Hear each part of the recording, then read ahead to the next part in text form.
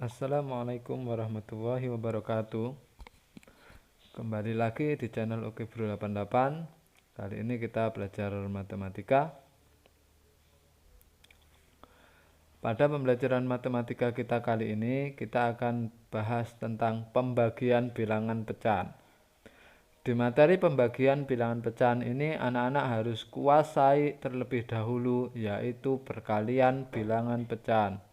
Nah, untuk mengalihkan bilangan pecahan, anak-anak bisa lihat materi pada pertemuan sebelumnya. Di pertemuan ini saya akan bahas pembagian dan pasti saya akan bahas perkalian.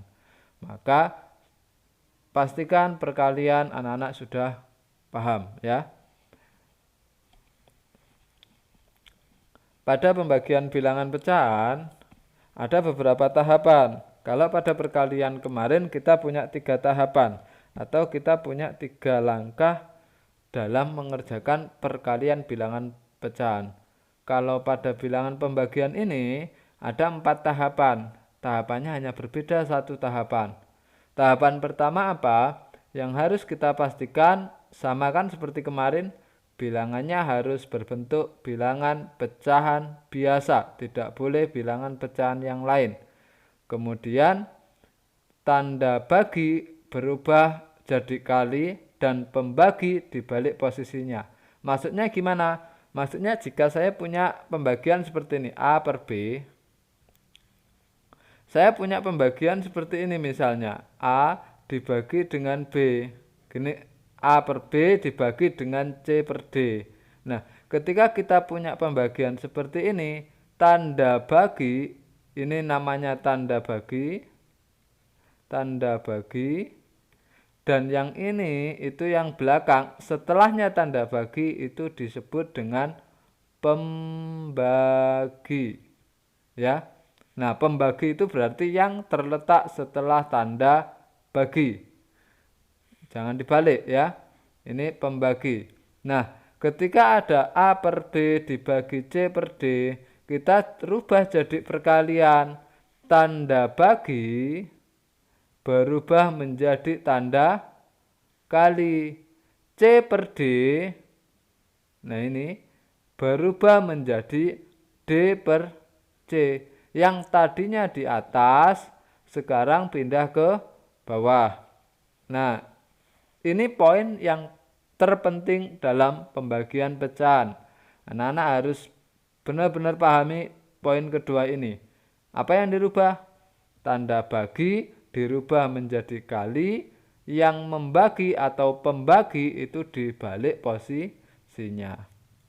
Kemudian setelah kita balik posisinya, ini kan seperti perkalian biasa, ya kan?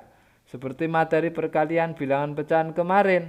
Maka atas kali atas, bawah kali bawah. Setelah selesai ya kita sederhanakan. Jika bisa disederhanakan. Jika tidak ya sudah. Oke. Nah, ada beberapa kasus yang mungkin bisa mempermudah anak-anak. Saya akan berikan 5 contoh bagaimana cara kita menghitung pembagian bilangan pecahan. Sebelumnya anak-anak harus perhatikan ini, kuasai pembagian bilangan pecahan, kuasai perkalian bilangan pecahan, maka anak-anak mudah belajar bilangan desimal. Pada contoh pertama, saya punya 2 per 3 dibagi dengan 4 per 5. Nah, 2 per 3 dibagi 4 per 5 ini kan berbentuk pecahan biasa.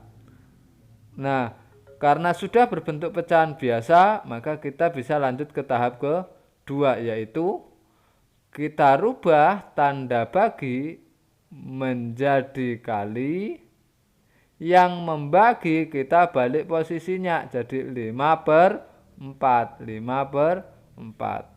Nah, cara menghitungnya bagaimana? Kita gunakan cara menghitung perkalian kemarin. Kalau anak-anak tidak bisa pakai cara coret sana coret sini, anak-anak bisa pakai yang cara ketiga, yaitu atas kali atas, bawah kali bawah. Kalau anak-anak pakai atas kali atas, berarti 2 kali 5 hasilnya 10, 3 kali 4 hasilnya 20. Jadinya nanti 10/12. Di sini saya contohkan pakai cara coret sana coret sini. Yang di atas saya bagi 2 masih 1, yang di bawah saya bagi 2 masih 2. Sehingga 1 kali 5 hasilnya adalah 5.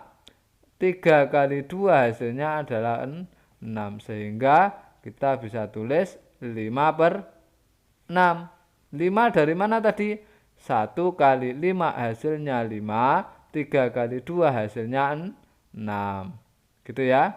Sehingga jawaban dari 2/3 dikali 4/5 adalah 5/6.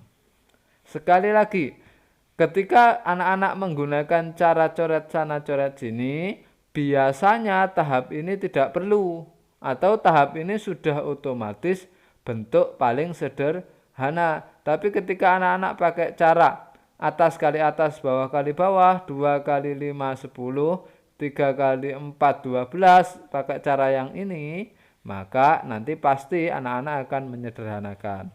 Itu ya. Oke. Di kasus berikutnya kita punya pembagian. Kalau bentuknya salah satunya berbentuk campuran, salah satunya berbentuk biasa. Sekali lagi, suatu perkalian bilangan pecahan atau suatu pembagian pada bilangan pecahan, syaratnya bilangannya harus berbentuk pecahan biasa. Maka 2/3. Kalau kita jadikan pecahan yang ini kan jadinya 2 kali 3, 6, 6 ditambah 2, 8, 8/3. Berarti kita bisa tulis di sini 8/3, tanda bagi, untuk langkah kedua ini, tanda bagi kita rubah jadi kali, yang membagi kita balik posisinya. Sehingga 5/4 di sini. Nah, saya lebih senang pakai cara coret sana coret sini karena apa? Karena nanti saya tidak akan ketemu angka yang besar dan saya juga tidak terlalu sulit dalam menyederhanakan. Maka kalau cara ini saya pakai cara coret sana coret sini, atas saya bagi 4 masih 2, 4 dibagi 4 masih 1. Sehingga 2 dikali 5 hasilnya adalah 10/3 kali 1, 3. Maka kita peroleh 2 kali 5, 3 kali 1 ya, 10/3. 10/3 yang atas lebih banyak daripada yang bawah, maka kita rubah menjadi pecahan campuran. Pecahan campuran dari 10/3 adalah 3/1/3. Sehingga kita peroleh jawabannya adalah 3/1/3. Gitu ya. Kemudian ada contoh lagi. Pembagian ini kita sama persis dengan perkalian. Kalau anak-anak kuasai perkalian, pasti pembagian ini bisa, karena pembagian ini lebih mudah. Nah, kita punya 2/5 dibagi 3, 1/5. Sekarang kedua-duanya adalah pecahan campuran. Kita jadikan dulu pecahan campuran ini menjadi, ini dibagi ya. Nah, pecahan campuran ini dirubah menjadi pecahan biasa. Nah, setelah kita rubah menjadi pecahan biasa, maka kita rubah menjadi perkalian.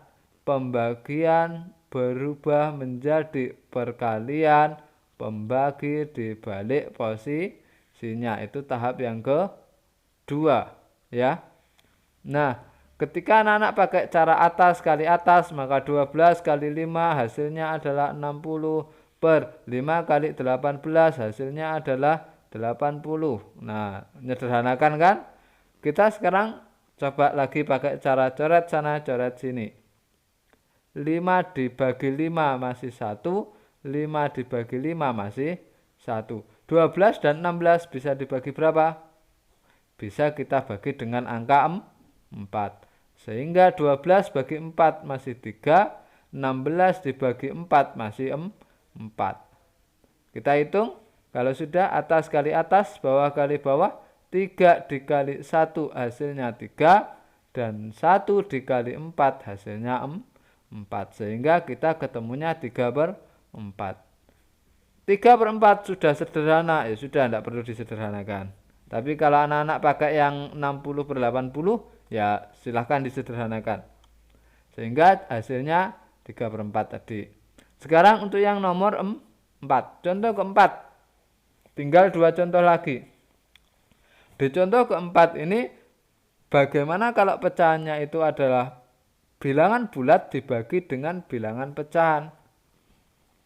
4 dibagi 2/7. Ya, kita rubah kemarin ya. Diingat lagi, dibuka lagi materi kita pada saat kita ngalihkan pecahan.